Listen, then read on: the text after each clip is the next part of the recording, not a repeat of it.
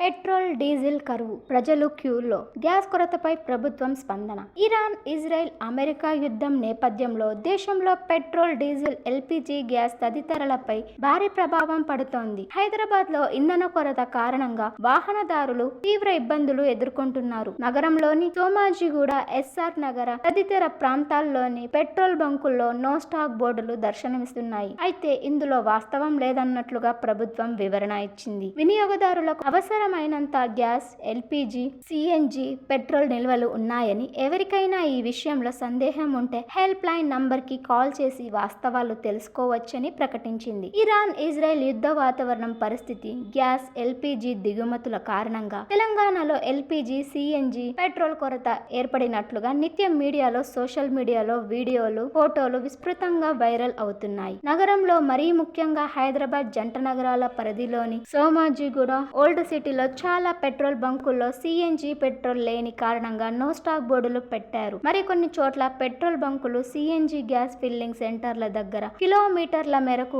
ఆటోలు, వాహనాలు క్యూ కనిపిస్తున్న వీడియోలు ప్రజల్ని ఆందోళనకు గురి చేస్తున్నాయి. ఇలాంటి పరిస్థితుల్లో ప్రభుత్వం స్పష్టత ఇచ్చింది. రాష్ట్రంలో వాహనాలు వినియోగానికి తగినంత పెట్రోల్, సిఎన్జి, ఎల్పీజీ గ్యాస్ ఉందని, రిఫైనరీలు యథావిధిగానే కొనసాగుతున్నాయని వాహనదారులకు తీపి కబురు చెప్పింది.